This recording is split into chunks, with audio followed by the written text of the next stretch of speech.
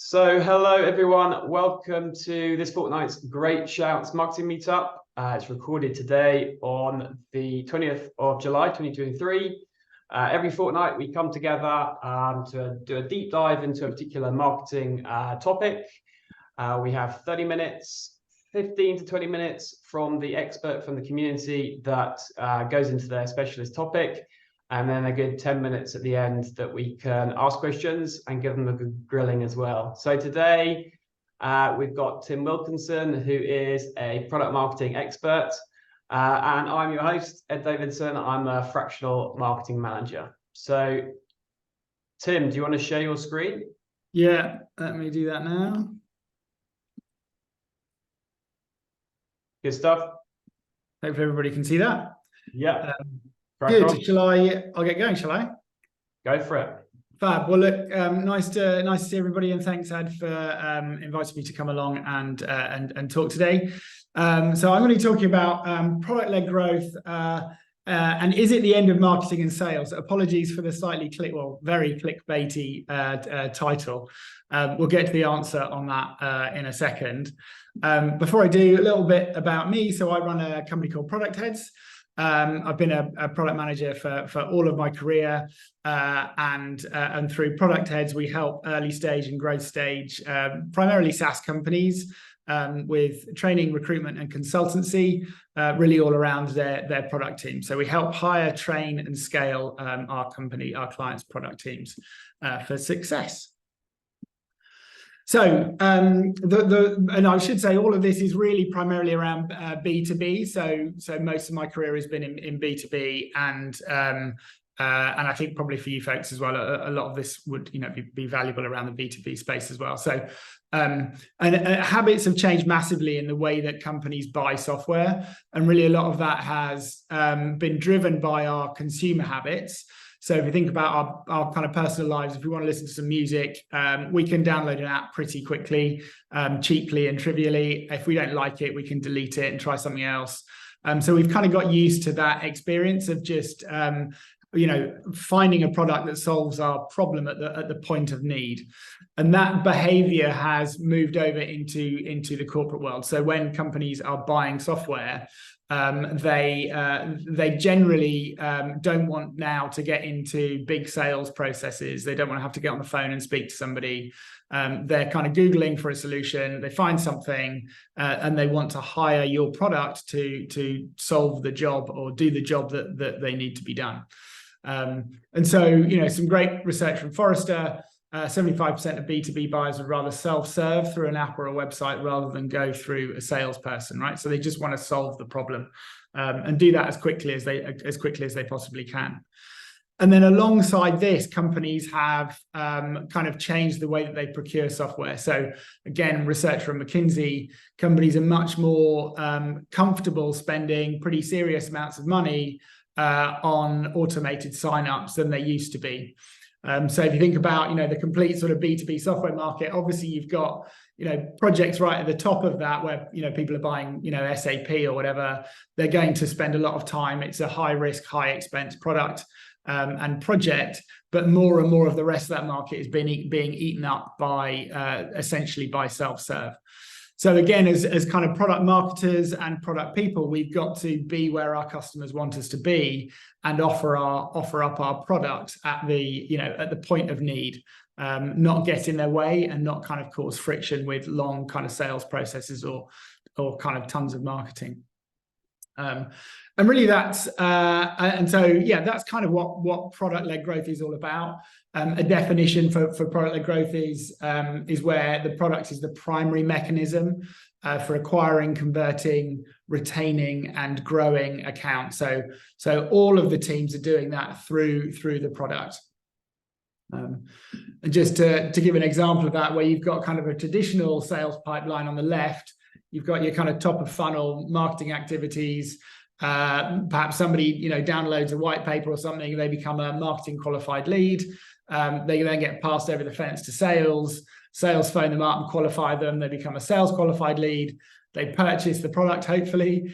It's only after all of those steps that they actually get to use the product and get in the product. Whereas With PLG, you still have a load of top of funnel activities, but ultimately the goal is to try and get the customers to use the product as quickly as possible.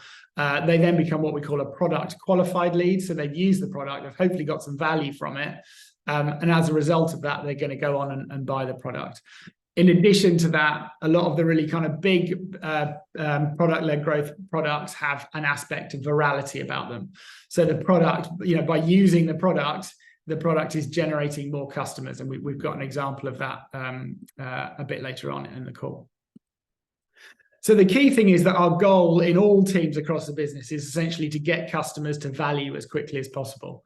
And that's the point at which their sort of aha moment, right? Where they realize that this product is going to solve their problem, and they're prepared to invest further, either just with their time or with their money as well. So a good example of that is a company called You Can Book Me. They're a scheduling app. There's lots of great examples of product-led growth companies. I've chosen You Can Book Me because they're a client of mine, and also Kaylee was going to be on this call actually. Who's one of their product managers. He's right at the back of the photo there. So You Can Book Me, a great company. As I say, they're a scheduling app product. So essentially, you generate a link, you send it out to a contact that you want to have a meeting with, and they can choose a time in your diary that's suitable for them. So it avoids all the back and forth of can we meet at 3 o'clock now? Can I only do Tuesdays at 1 and all that nonsense. So they are racing along at 5 million ARR and basically have zero marketing budget. So the product is the flywheel for acquisition. So as a customer, I share my link with somebody in my network, and then the process of them using that link to book a meeting with me means that they get to use and experience the product and get to use and experience the value of the product. And so there's a good chance they will go on and sign up. If that's something they need and they find that valuable, they will go on and sign up to use the product. So is this the end of marketing and sales? No, it's not. Because it just means that the role changes slightly. So ultimately what happens is, whereas before, as we saw in that chart, you have marketing really focusing on their area out ahead of sales, and then sort of handing it over the fence to sales, and then sales kind of hand it over the fence to product, and then product hand it over the fence to customer success. Actually, in a good sort of PLG scenario, all of those teams are just working really, really closely together in order to generate the outcomes they want to see for their particular areas of responsibility. So essentially, as the customer moves from kind of top of funnel, through the product, we have a whole load of activities where everybody is kind of collaborating in order to achieve that success. So when we're in the kind of reach or top of funnel phase, as marketing, we're kind of creating how content. So there's a big switch from what we call why content, which is like why you should buy the product, to how content, as in how you can solve the problem with our product, right? So it's much more about taking action rather than kind of leading through a sales funnel. And so a really good way to do that is through kind of community building. Value proposition articulation is incredibly important because, again, as we move somebody from they're problem aware already, we want to talk back to them and sort of parrot back to them what their specific challenge is and articulate how we're going to solve that, and then make sure that the experience that they have with the product matches up with that. So all the way through that funnel, it's really, really important that we're continually articulating and improving the value proposition. Obviously, kind of traditional content marketing, but then also identifying new markets as well, which kind of links up towards the end of the funnel, where we're looking for broader use cases. So it might be that your product serves one particular type of customer really, really well, but then you find out that actually there's a whole nother load of sort of segment of your users who are using the product for something you potentially didn't realize, but they're getting value, and therefore you can open up new markets. Obviously, we want to try and keep all of that organic. SaaS maths is obviously you've got your lifetime value, your profit is your lifetime value roughly minus your acquisition costs. So if you can keep your acquisition costs down, then that's great. But essentially what we're trying to do is speak to user pain points and drive customers through to the next stage, which is acquisition. So acquisition is when they move from kind of, this looks interesting, to, okay, I'm prepared to give it a go. I'm prepared to invest some time and give it a go. So again, we, you know, as marketing, we're getting involved in, you know, landing pages, onboarding, product tours, help articles, social proof, obviously really valuable for giving somebody a nudge, make sure they might, you know, move over and invest. Case studies, so that I can see people who look like me who have used this product to solve a problem that I've got. And essentially, we're working really hard to get customers to value quickly and solve their problems and push them towards conversion. And then conversion is where our customers actually get the product. So it's that kind of aha moment where they've used the product to solve a problem in anger, and they can see that this product might offer ongoing value from them. So again, you know, we want to nurture them through that phase. So we might be creating nurture campaigns, event-based in-app messages and emails. So maybe they've signed up and they've gone partway through that journey, but they haven't actually completed the journey. How can we get them back into the product? How can we make them feel comfortable about that? Maybe there's some anxiety or problems as to why they didn't progress. So essentially, ensuring repeat value and nurturing freemium users towards a paid plan. So in a lot of PLG strategies, there is a freemium version. Most of your customers by far will be freemium, and then you'll have a small pot who are your paid customers. So we're constantly trying to optimize that freemium pool, get rid of customers who aren't right, and grow that sort of piece of the pie that is the paid version. So then we push them into retention. So they hopefully convert. We push them into retention, and at that point we're wanting to get ongoing long-term value from them. So perhaps we're creating content that is around kind of tips and tricks. It's around templates, how they can get more value from the product, and continuing to understand and segment the range of users. Again, all kind of marketing activities to be better placed to understand our customers and articulate how we can help them. And then ultimately we want to grow their accounts. So again, kind of working with sales, segmenting those, looking for who are our power users. Are there opportunities to get more value for the power users to get more value, for us to charge more for those power users, potentially offers and upgrades, but then also escalating to sales for enterprise accounts, and I'll talk about that in a second. So a company that does some of this stuff really, really well is Airtable. So Airtable is a no-code app company, so you can sign up and create a sort of systematized a pretty basic app without having to have any coding skills. They're sort of somewhere between, I don't want to go out and buy a specific enterprise product for this, but I need to do something a bit more than Excel allows me to do. So you can do that in Airtable.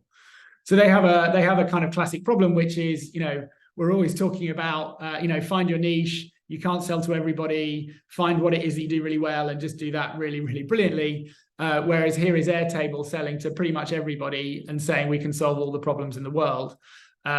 So they have to figure out how they're gonna have that conversation with their customers. So one of the things their kind of marketing team does really, really well is generate templates. So it's an easy way for me to identify, the segment that I'm in and find something that is useful for me. It's obviously a lead generator. I went to Google and signed in just typed in how to create a simple contractor time tracker. Airtable came up, and I can jump in and I can get going straight away. So very quickly, it's a kind of a good example of how-to content. As a customer, I'm Googling for a solution. I found the solution. It's brought me to your product, and there's something there that I can implement straight away. But they do a ton of other great stuff. It's worth having a look for ideas. You just go to Airtable and resources. They've got an Airtable universe now where third parties create templates and other apps that you can just start using and download. A ton of webinars, videos, demos, and also don't forget like documents, API docs, all that kind of stuff, which is also great marketing depending on your product. How am I doing for time? So 4 minutes, Tim. You're doing fine. 4 minutes. Oh, I've got loads of time. Okay, good. yeah, so do check out Airtable, because they're a good example of that kind of sort of holistic approach to generating leads. So once you've kind of got people through, you know, down to the sort of far end of this acquisition, so obviously customers moving from top of funnel through to conversion, retention, and then hopefully onto account growth, you can then sort of start working with sales to really potentially turn that into an enterprise sell as well. So you know, product-led growth generally is bottom up. In fact, you can say all product-led growth is bottom up. So we're selling to generally to individuals or really small teams, and they you know, they can just go in and buy the product straight away or start using the product straight away as a freemium user. Enterprise sales obviously tends to be top down, where you're selling obviously either into the C-suite or at a kind of really high level in the organization. Dropbox and Slack are organizations that have kind of perfected the sort of bottom up to top down switch really well. Dropbox is probably one of the original PLG companies. They're a document sharing app, storage and sharing app, but I'm sure most of you have heard of them. So you know, a few years ago, I was with a company and randomly I was also in charge of the IT team, and I got a call from Dropbox sales team in Ireland, and they said to me, Tim, you know, we just had a look at your account. We can see that you know, there are you know, whatever it was, you know, 60 accounts with Dropbox or with your business's domain name, but you're not a Dropbox corporate customer. That's shadow IT. We're storing about whatever it was, you know, 8 gigabytes of data of your company that you have no visibility over. Would you like to legitimize that? We can create a Dropbox corporate account for you, bring all of those accounts under you. You can manage them and get you back in control. And it was a great example of that switch from viral bottom up. So loads of people in my business had needed to share documents easily. And on us, we obviously weren't giving them a great way of doing that. They decided to go out and use Dropbox instead of the application that we were suggesting. And so Dropbox had segmented, identified that there was an opportunity to sell to us, and got on the phone and done more of a traditional sales-based top-down approach. So it can work. It can kind of work like that as well. So all is not lost for sales on that front. So I've raced through this. So in short, there's kind of 4 main things that as marketing and sales we can focus on in a PLG company. So the first is we want to drive more pre-acquisition use and lower friction. So it's all about articulating the value, making sure that we're speaking to our customers in the right language. If our customers are hungry, what represents food to them in terms of our message.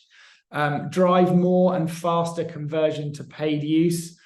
So we want to get those freemium folks flipping over into paid accounts and getting consistent value. Drive more and faster expansion to more users and use cases. So again, with PLG, you know, we'll have our originally intended customers, but over time we'll start to find that our product is probably being used for other use cases as well that we maybe didn't even think of. So how do we identify those folks, and is there an opportunity there for more customers and other markets? And then drive more premium platform value. So then once they're paying and using the product, how do we push them up through the accounts and potentially move them into enterprise, as well? Good. Okay, I've sort of fired a load at you there and spoke quite quickly, but hopefully some of it got through and was useful. And I'm really keen to hear any questions that you might have. I'll stop sharing. And then we can sort of see each other as well. Let's do that. Great, thanks, Tim. Perfect amount of time. Good opportunity now for kind of 9 minutes worth of questions. So I got loads. Okay. So any questions that others have got, jump in and ask. And also, I think the main kind of piece that stood out for me is not get in their way, not in getting customers' ways, which I think is pretty interesting, especially in the context of that customer journey, in terms of the stages that they're going through. I suppose the first question that I had was, does a PLG kind of motion work particularly well for particular models. So, a lot of examples that you gave, I suppose, was SaaS. There's an element of SaaS where you can have a throwaway component, a freemium, which gets people in. There's an element of virality potentially associated with that. But is it harder to do with other models where there's high levels of touch or engagement with the customer? Yeah, definitely. So for PLG to work, really, customers have got to be able to self-serve. So they've got to be able to get to value on their own. That doesn't mean that you can't adopt certain aspects of PLG if that's not the case. But there are definitely products where, like, if there's setup and integrations involved and stuff like that, obviously it's not going to work so well.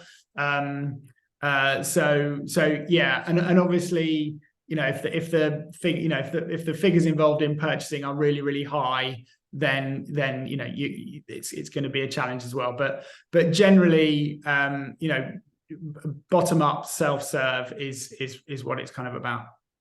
Makes sense. So Jonathan's got a question. Is there a typical healthy ratio you'd expect to see between those in freemium pool and those in the paid pool? Yeah, great question. So so conversion is somewhere between 2 and 5%. So that's the kind of ratio that I'm not sure that answers the question about the ratio in terms of the size of those two pools, but yeah, ultimately you're looking to convert 2 to 5% of your sort of freemium users is a bit of a benchmark. Some are higher. I think Slack and Spotify are really quite high. I think they're sort of up in the 20s or 30s, but for most people it's pretty low numbers. I think You Can Book Me's got. I think You Can Book Me somewhere around terms. They've got something like 1 or 1.5 million users, and they've got about 100,000 paying customers. I think. Makes sense. A question for me, I suppose, is maybe you've heard like the concept, and maybe it's a bit of a kind of slowly term around kind of the dark funnel. So those people consuming content outside of the funnel, but looking to their peers for recommendations. I suppose, is that go alongside a PLG growth, as in, people get all their answers they're looking for and then go to sales and they're ready to convert, as opposed to sales having a conversation with them in a traditional sense? Does it kind of run alongside it? Yeah, I guess it can do. I mean, I think maybe if I've understood the question, Ed, I think that's probably where certainly some of that social proof comes in as well. I mean, often. So in early stage SLG companies, they wouldn't have any kind of sales function at all, probably. And then generally what happens is, as they get slightly larger, they will start to go, like, everybody moves up the sort of value chain. So you might start serving, very much self-serve. We don't have the capacity to, be going really wide or running sales teams. Hopefully you get some success, and inevitably you then start moving into mid-tier enterprise, and that's when the sort of sales teams come in and kind of help on that front. So I suppose, again, if I've understood the question, probably early stage probably wouldn't really have any sales process, and customers that need that sort of support probably aren't the right customers at that point, because you don't really have the capacity to manage them. But then, as you move up the value chain, your product is going to have to change, because, bigger customers will want things like integrations and all that kind of stuff.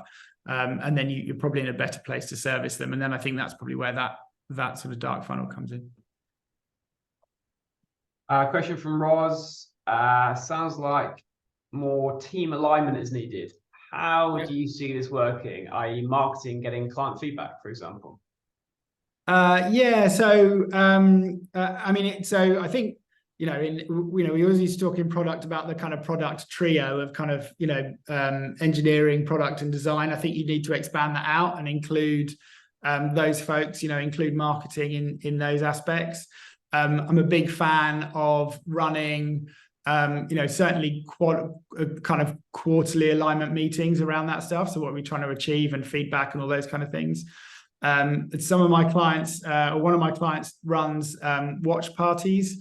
So every couple of weeks they will get most of the company around to watch customer interviews and all of that sort of stuff, and then have a discussion around it. So there's lots of little things we can do to sort of get everybody working together around those aspects. But certainly, you know, again, kind of lining up around OKRs and stuff like that is really important as well. Well, I suppose that, again, it's a challenging question based on the fact that, you know, PLG is obviously too important. I think sometimes the challenges you get from the C-suite over delivering it is you are giving away too much too early to customers, right? Yeah. And in this economic climate, you know, that people will just take advantage of that, suck out all the value of the product and never really have any intention. So potentially it creates quite a lot of noise in the system. I think sometimes in a view from marketing of that content related leads, again, a similar kind of situation. What are your thoughts on that? So I think well, so there's a couple of things around that. If it's not the way your business is currently working, it's not a trivial decision to suddenly kind of flip into PLG. So definitely you want to run the numbers and experiment and understand like what it's going to do to your, you know, obviously to your revenue and all that sort of stuff. You don't necessarily have to run freemium models. So trials are another option, you know, kind of running a, you know, 14-day or whatever, you know, length of time makes sense for your product. Trials is an option. And again, there's another opportunity there for, you know, I've certainly worked on products where we've run 14-day trials and sales and marketing have been involved in that process, as in, you know, we're measuring people through that funnel. And if they haven't completed certain tasks within a certain period of time, we're then kind of, you know, getting in touch with them or, you know, trying to understand what's blocking them. You know, again, kind of event-based messaging and all that sort of stuff to take them through that funnel. And on the flip side of that, we know that if people move through and do that optimum journey within a certain period of time, that there's a good indicator that they're likely to go on to become a paid user and all those sorts of things as well. So yeah, it's not necessarily about sort of giving stuff away. You know, if you are moving into that model, you've got to be, and you have to experiment a lot with understanding where that line is, because, you know, there's quite a few products that try to do freemium or free trials, but the free version they offer is useless. And so, you know, it gets to a point where customers just feel like they're having their time wasted. So you've got to get that balance really, really clear between, you know, helping customers get some value, accepting that there will be a group of customers that will never convert into paid. But, you know, if the model works, you can convert, you know, your sort of 5% of those into paid. That's kind of what you're aiming for. I suppose last question here, last couple, if anyone's got anything burning. Do you view that group of people that never convert as an opportunity as a community that will tell other people? Often I've kind of worked with kind of SaaS businesses, and there's a lot of either kind of students in there or people that are just starting off in their career that might trial the company, but be more build up a relationship with the brand and therefore be able to be cross-sold at a certain point. Is that kind of a useful part of it? Yeah, definitely. I mean, I'd definitely be analysing all of those folks and understanding how they're using the product. Does it, you know, obviously, you know, are there a load of folks in there who are dormant? And so then, you know, they've got accounts, but they've given up ages ago. All of that sort of stuff, really kind of segmenting and understanding those people and how they're using it. And then how does that fit with, you know, the kind of customers that you're sort of trying to go after? But there's definitely an opportunity around community development. You know, again, with You Can Book Me, all of those free users, if they're genuinely using the product, they're essentially the sales team for You Can Book Me. So actually, if you've got those people out there sharing the links and getting people interacting with the product, they're generating the next customers. Great stuff. Right, I try and keep these sessions to time, short and snappy, and we've got 1 minute over. So I'll end it there. Tim, thanks a lot. It's been great. Thanks a lot for the guys for the questions. Yes, that's the end of this fortnight's Great Shouts. See you again in a fortnight's time. Thanks everybody. Thanks, Cheers. Tim. Bye. Thanks, Bye. Ed. Nice Cheers. to meet you. Bye.